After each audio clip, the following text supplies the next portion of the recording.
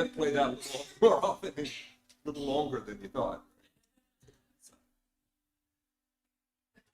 Oh, good morning. Welcome to everybody. We are live in the sanctuary. Okay, we've got a sign outside that reassures everybody going past at 65 miles an hour that, in fact, we are here at 10 o'clock. And, of course, we're also live on Facebook. It's great to see everybody today. See some faces I haven't seen in a while. Okay, wonderful thing. And we even got kids. Better yet. Okay. A couple of announcements, or at least one announcement. Of course, after the church today, we have a fellowship time. Okay, we want to thank, of course, Velma and Mary and everybody else who helped in this. You know, it's a wonderful, wonderful moment. You know, from now on out, every month we're going to go back to the idea of having a meal after church. Okay, and it's not a potluck this morning, but it will be as we go forward. So we get back to doing the things that we had been doing. Okay. There is, if anyone is interested, and I'll put this out on the bulletin board, New London United Methodist Church, which is in New London, is sponsoring a bus trip to the Museum of the Bible down in Washington, D.C. That's the Hobby Lobby guy who bought all the stuff and put it in a museum. And if you are interested in going, the trip is November 6th. Okay, but they want you to reserve a spot by October 3rd. And it costs, the bus ride is going to cost $53. Okay, so I'll put it out in the bulletin board. That's what it looks like. Okay, so if you've always wanted to see the Museum of the Bible, you know, this is a good opportunity without having to drive down there yourself. Okay. All right. Our call to worship this morning. Be quick. Listen. So I won't speak too soon. Slow yourself. Slow down anger. Slow down careless thought.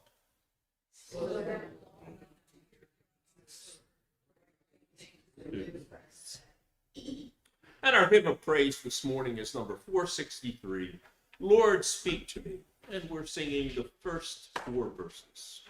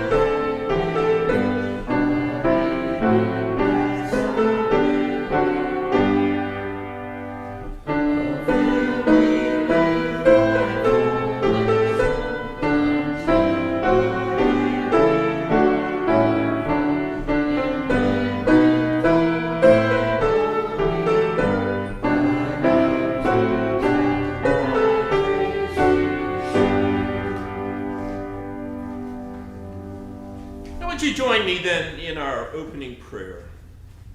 O great and glorious God, your precepts are filled with mercy and justice. In every act, you bless us with goodness. You call us to honor you, but we do so only with our lips. Instead of worshiping you, we take the ways of this world and conform ourselves to them. We leave your commandments and hold fast to that which is most convenient. Search our hearts and root out every evil thing which defiles us.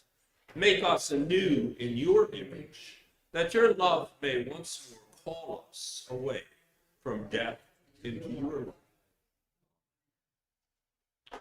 And our reading this morning is from James chapter 1, verses 17 to 27. Every generous act of giving, with every perfect gift, is from above, coming down from the Father of lights, with whom there is no variation or shadow due to change. In fulfillment of his own purpose, he gave us birth by the word of truth, so that we would become a kind of first fruits of his creatures. You must understand this, my beloved. Let everyone be quick to listen, slow to speak, slow to anger. For your anger does not produce God's righteousness. Therefore, rid yourselves of all sordidness and rank growth of wickedness, and welcome with meekness the implanted word that has the power to save your souls. But be doers of the word, and not merely hearers, who deceive themselves. For if any are hearers of the word and not doers, they are like those who look at themselves in a mirror. For they look at themselves and, on going away, immediately forget what they were like. But those who look into the perfect law, the law of liberty, and persevere, being not hearers who forget, but doers who act, and they will be blessed in their doing.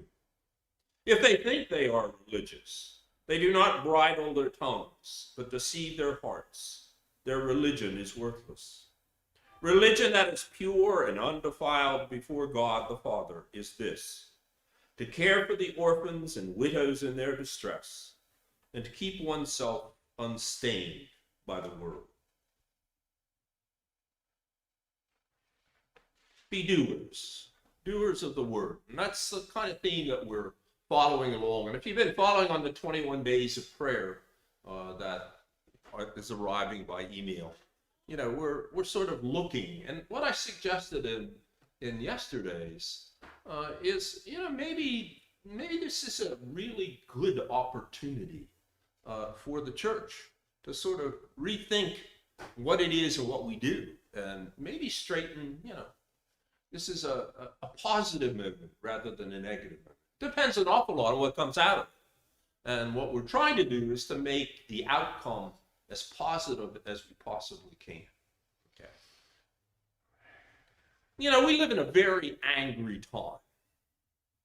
Watch the news. Check out social media.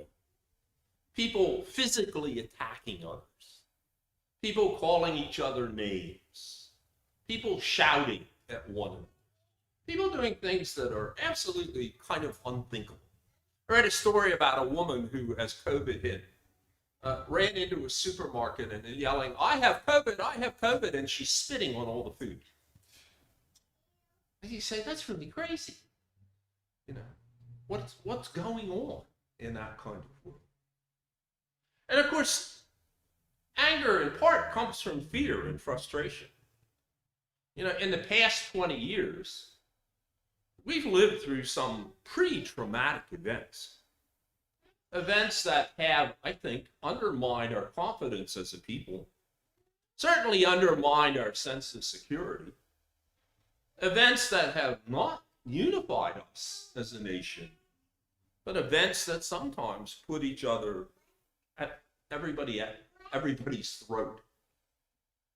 And you can see that. You can see that in the news. You can see that in the newspapers, as people are angry at one another. COVID is everywhere. Okay. And then the question becomes, who do I trust? What do I do to protect myself and my family? People refuse to get vaccinated. People refuse to wear a mask. Angry at those people who do wear masks. And it adds that kind of element of fear. And when there is fear and frustration, there is going to be a kind of angry reaction. COVID destroyed community. I think that's a real factor. I happened to watch the football game, Thursday night football game between Tampa Bay and Dallas. Okay, I don't know whether any of them, probably, maybe the men did, and then, of course, yesterday's game, and you see these stadiums where people are just absolutely hysterical. We're back together again. There's a sense of kind of normality, right? They're excited about it. Because, of course, we are not meant to live apart. We're meant to live always in community. And when we're isolated like that, it becomes really sort of frustrating. We lose our community. We lose our sense of a kind of common purpose. And this has been going on for some time. COVID doesn't cause it, but it sort of feeds into that. Do you remember the fear that gripped churches a few years ago? What was thought was a gunman is going to come into the sanctuary during a service and start shooting at you. Do you remember that? Okay. Churches were locking doors, during worship services. Churches were training gun-carrying parishioners. Okay. United Methodist Church had a training for people who would be willing to carry a gun and defend the congregation.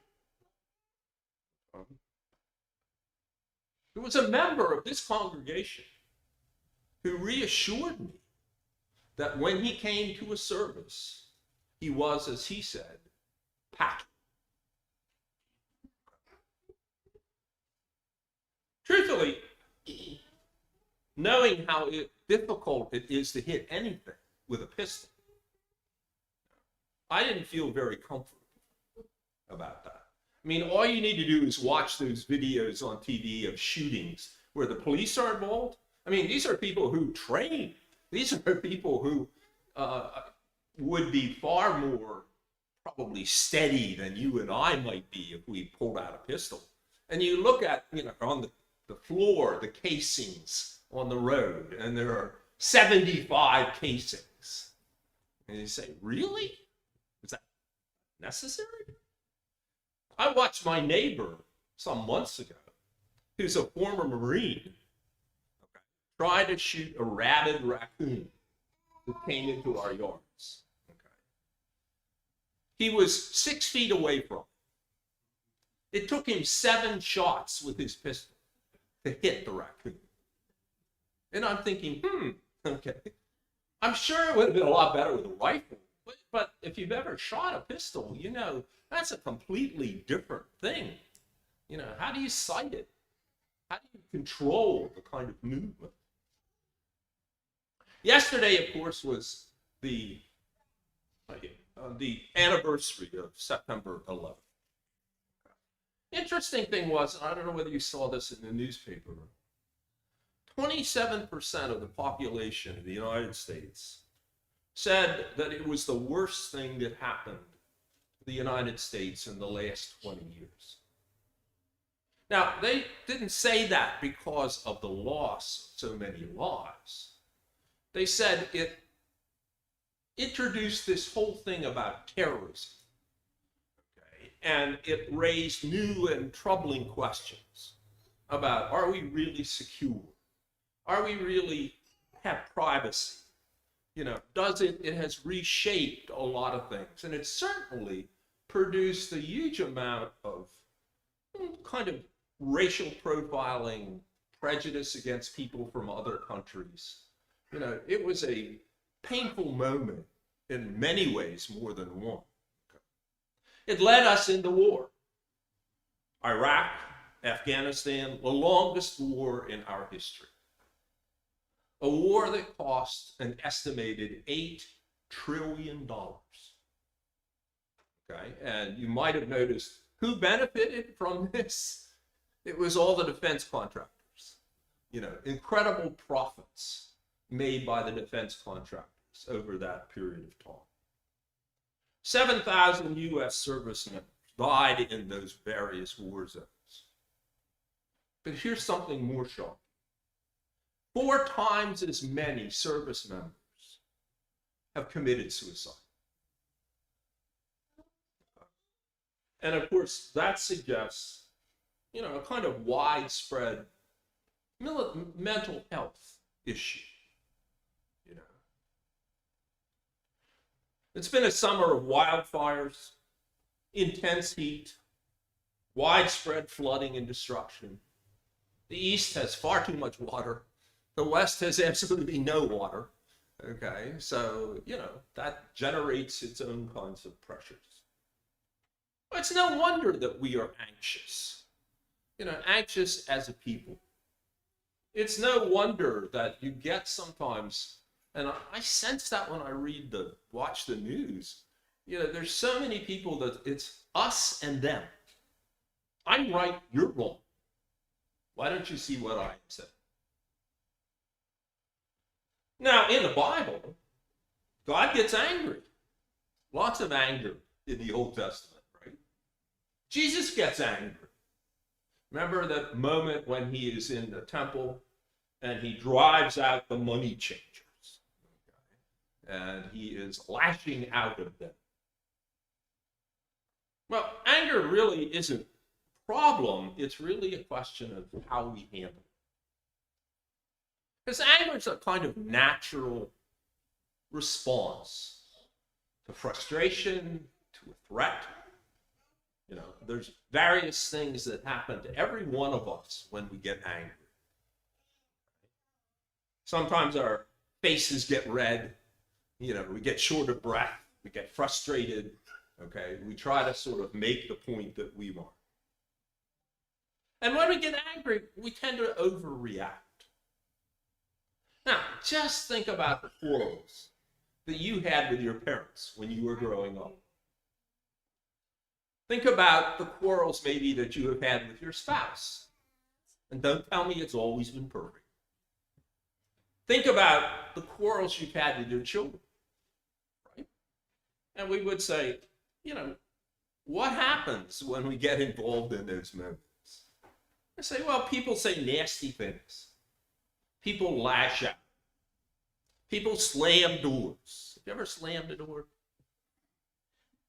Maybe they even break things. You know, the truth is that these are never our best moments, right? And when it's over and done with, we're kind of maybe, or should be, embarrassed by what actually happened. It's like we're out of control. Maybe just momentarily. So anger, helps us in a lot of ways. It helps us to share our concerns. It can prevent others from abusing you. It can motivate you to sort of do something positive. But it's a problem only when it gets out of control. The Bible warns us about the effects of anger. Proverbs, which is primarily a book of, it's called a wisdom book, okay? And most of Proverbs is this collection of these pithy little sayings, okay? The kind of thing that you associate with Ben Franklin. Okay? A penny saved is a penny earned, which incidentally is not a biblical sentiment, okay, in any sense. But it offers, most of Proverbs could be put on those little motivational signs that are often hung up in offices. And Proverbs addresses anger. A soft answer turns away wrath. A harsh word stirs up anger. We would say, yeah, that's true. Makes sense. Right? That's wisdom. A wrathful person stirs up discord, but one slow to anger calms strife. It's not just that anger creates divisions. It also, of course, makes people want to avoid things, And you've heard me say, both here in church and also on the internet, that, it's perfectly understandable when people say, well, I don't want to put myself in a situation where I'm encountering other people who are angry and who are tense. That's not what I really want. But the other thing I think that's really important, and it's important, I think, as we're thinking through the days of prayer, picking up that word from James. Anger can distract us from focusing on what our mission is as a church. It keeps us from being what James calls doers of the word. You heard me say last week that, a church isn't a social club. I mean, it is a social club in the sense that we love to see one another. We rejoice to see faces that we haven't seen in a while. But on the other hand, you could say, well, we could all agree to meet for lunch on Wednesdays down at Liberty Place. And, all we'll do is pay for our own meal and sit there and talk. Right? And that's going to avoid, hopefully, a lot of problems. So, that's not what a church really should be. And God makes that pretty clear. In the message for the fourth day of the 21-day prayer cycle, I quoted a passage from Acts, what people were doing right after that Pentecost moment. And we get a description of that first community of believers. And what Acts says is, all the believers were gathered together and had everything in common. They sold property and possessions to give to anyone who had need. Every day they continued to meet together in the temple courts. They both broke bread in their homes and they ate together with glad and sincere hearts, praising God and enjoying the favor of all people. Well, you might say that sounds incredibly optimistic, and it sounds incredibly like something that isn't going to last forever. But the whole point is that they are together and that they are helping one another. And throughout this there's 5 weeks of sermons, although we're sticking Rosie in here because I have to go to a wedding. One of our sons is getting married. Okay. But throughout that 5-week period and then the 21 days of prayer, one of the things that we are doing is reflecting on how well we are at living in community. And one of the things that we should do is to look at our relationships within the body of the church. How do we value one another? Who's being neglected or left out of the decision-making process? Who's making the decisions? Are they being made in such a way that everybody is aware of what is happening? And so our worship in these weeks is sort of focused on relationships, sort of healing broken covenants. Remember that covenant is the crucial word in the Bible. God makes a covenant with the people. I am your God, you are my people. I am holy, you will be holy. When I say we live in community, I'm talking about two senses of community. There is, of course, the worshiping community within the church. Okay. And that's our primary community. We support one another. We worry about them. But there's also the community outside the church, the larger community.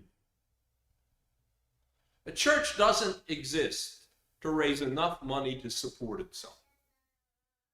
A church doesn't exist so that we can keep going to a place and a service where we are comfortable. The function of a church is not simply to have a balanced budget. Churches are healthiest when they reach out. Churches grow because they are concerned about the needs of others. Churches die when they are primarily focused on internal needs. People come to church because they have a need. They keep coming if those needs are being met. If they aren't, they stop coming. And then there's the question of saying, well, to what extent are our individual needs shared by others? And I don't mean others necessarily in the church. I mean others in the community. I mean, if you say, well, this is the church I belong to since I was a child, or this is where I've been coming for the past 20 years, you can say, how many other people, other than those who are already in the room, are likely to have that same reason? How do our individual needs match up with those who live around us? By those that we would like to have participate in our worship. And think about what other needs people have. To what extent can you have programs that address those needs? A church must attract people. If we don't, look at us. We're a church composed of people between the ages probably of 60 and 85, right?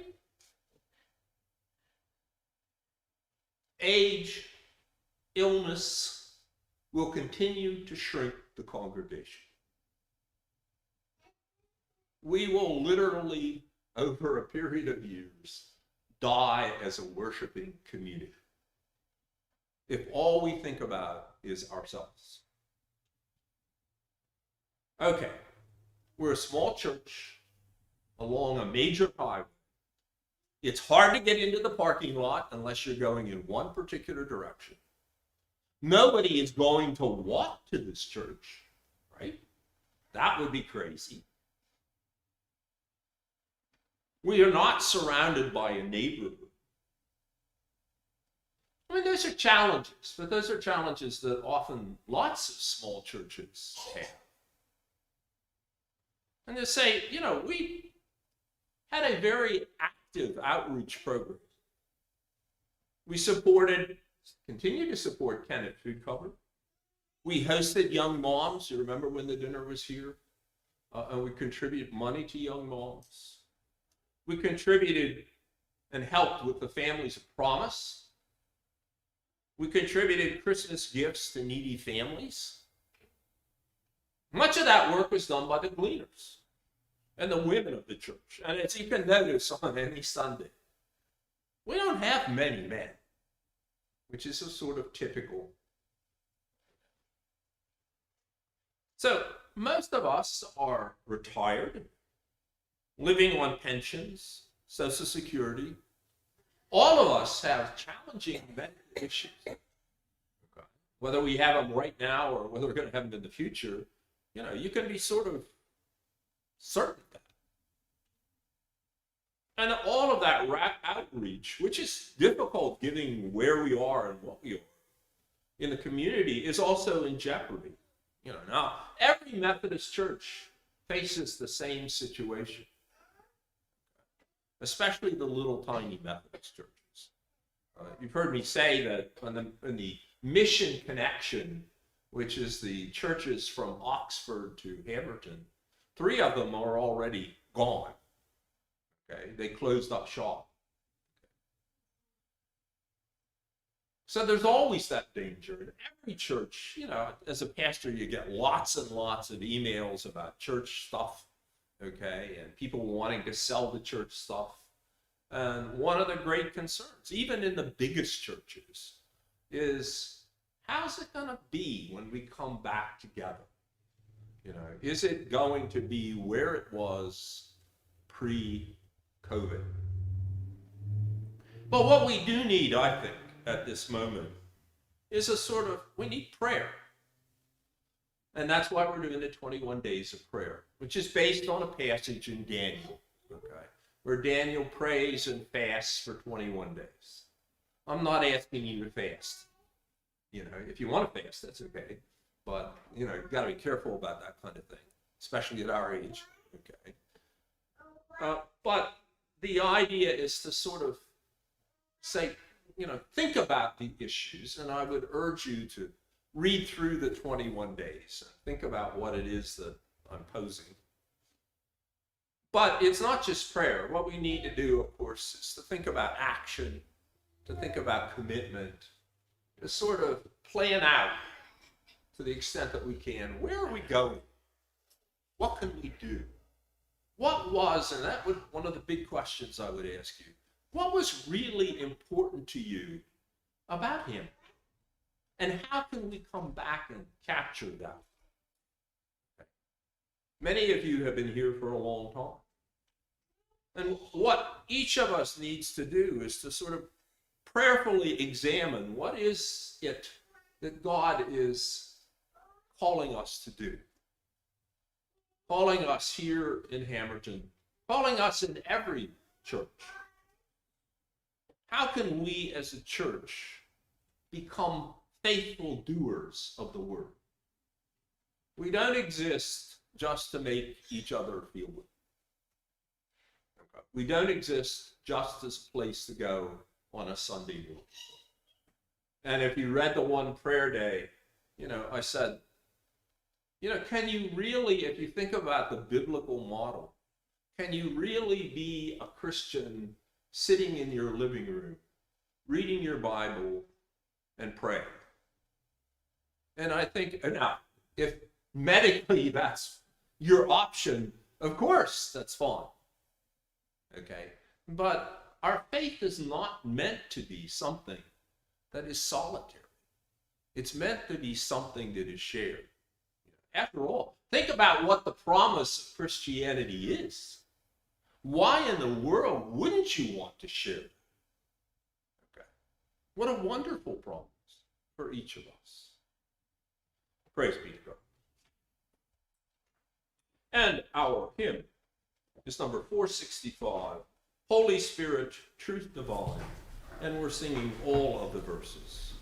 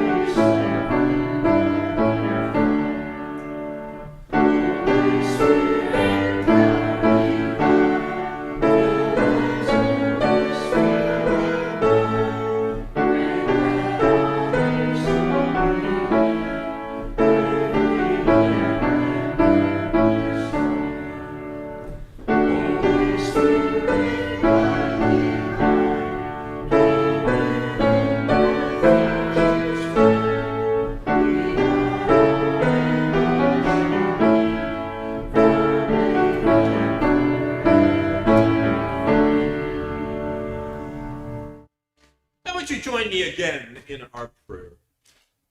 Loving God, we stand before you today, confessing that we have been slow to listen for the new directions that the wind of your Spirit might be blowing. We have into the complacency of routine. We have come to value skill at keeping our own rules more than we value hearing your plans for the day. Oh God, examine our hearts, reveal our motives, expose our intentions. In his name we pray. Each Sunday, we spend some time thinking and praying for others, those who are facing difficult situations. And we've got a couple. I talked to Belle yesterday. She said she has oxygen, she's on oxygen, but she is trying to keep herself from being dependent.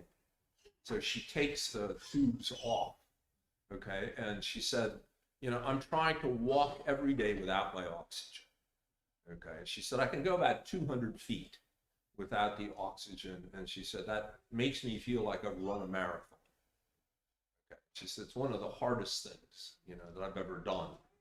But they encourage that because, of course, you're trying to build up your strength, in the same way when you're recovering from a surgery or an operation, you would say, I have to use it, okay? I can't just say, oh, it hurts, okay? Because if I don't use it, then maybe I will lose it, okay? So Belle's coming along. She said it was a nice day yesterday. She got out in the yard and was able to do some things. You probably saw the prayer request, maybe an email. Did that go out to everyone from Diane and Becky, who have been having a very difficult problem? They, of course, went down to South Carolina, which is where the family always went every summer, same time, same place. And Becky got sick, and they think she has some kind of a disease that forms nodules and scarring and enlarged lymph nodes in the lungs. So she goes for a biopsy in Philadelphia. I don't know whether she meant last Wednesday? Yeah, this past Wednesday. No update yet. You didn't hear anything? No. No. I reached out.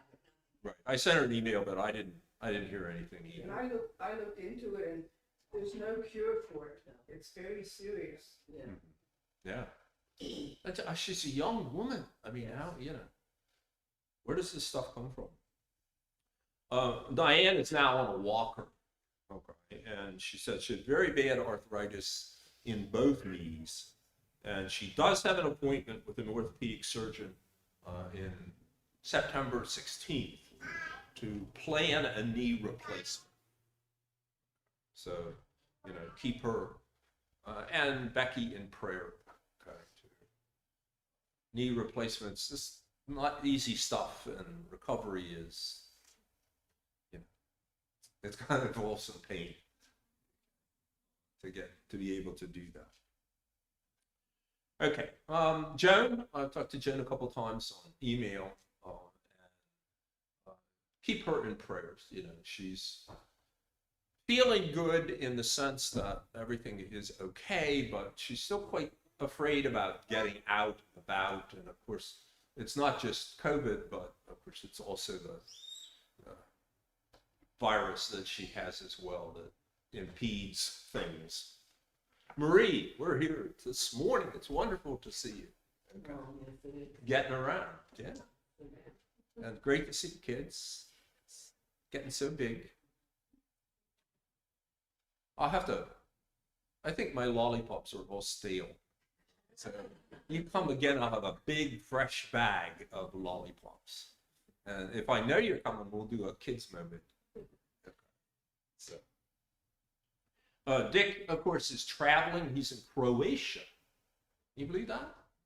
Probably not a place you thought of as going on a vacation, right? But he was meeting some family members there, so he is traveling. So keep him in prayer. Pat Delaney, she's her legs are getting better. The one leg in particular is getting better. But, she doesn't drive anymore.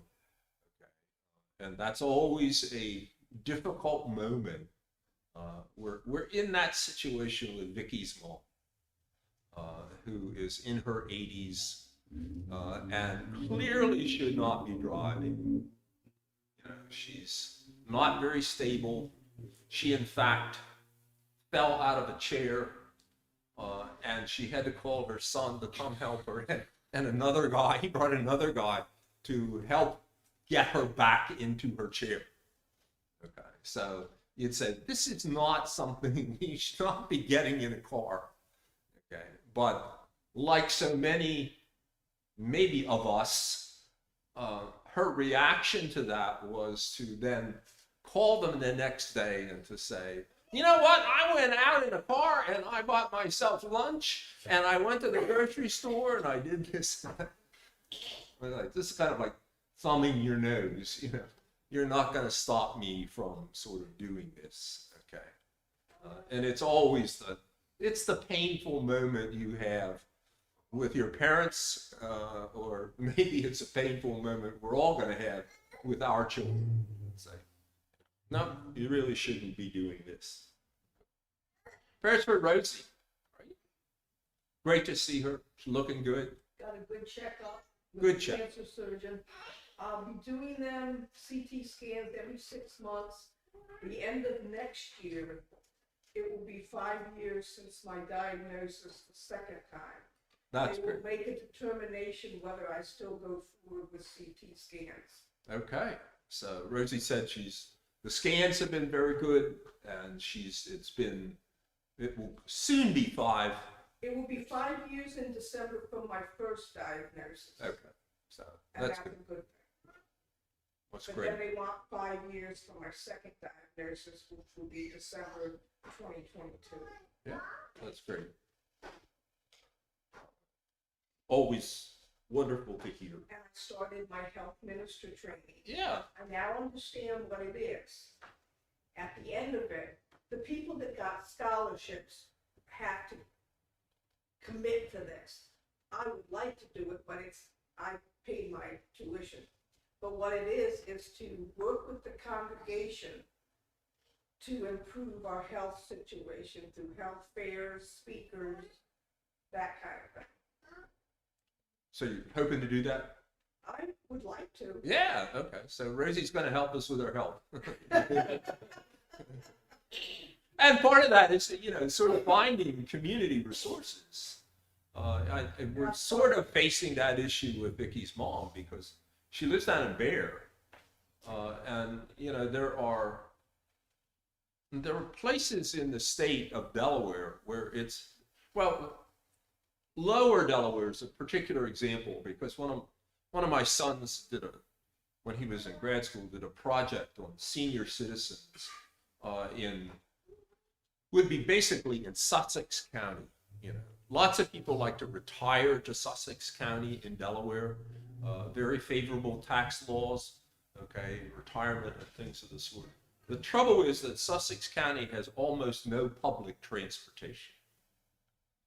Okay, and so getting to doctor's appointments or to the hospital or whatever is extremely difficult. And Bear's in the same sort. It's not, it's still in.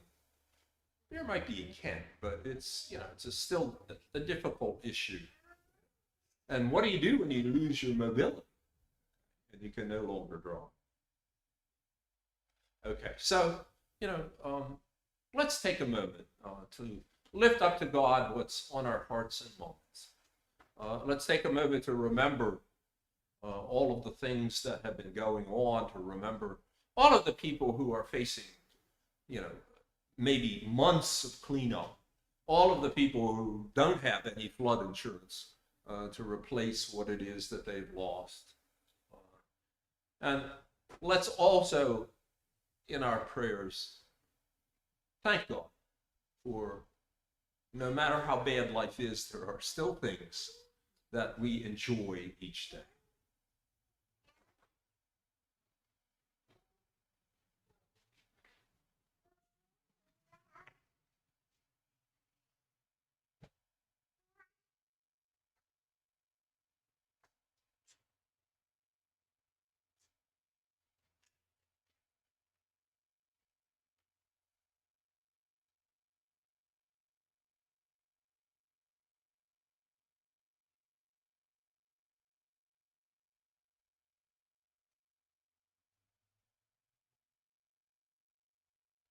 Would you join me then in the prayer that he taught us to pray? Our Father, hallowed be thy name. Thy kingdom come, thy will be done, on earth as it is in heaven. Give us this day our daily bread, and forgive us our trespasses, as we forgive those who trespass against us.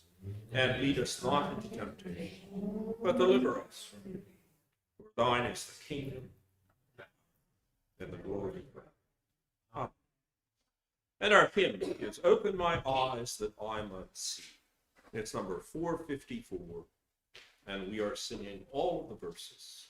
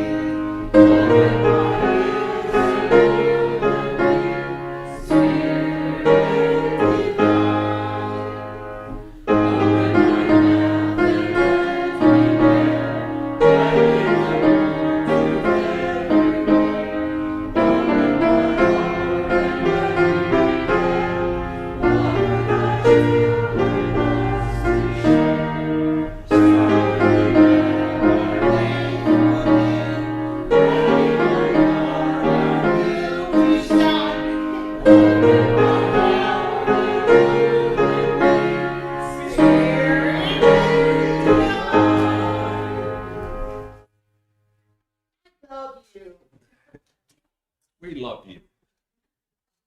Our benediction.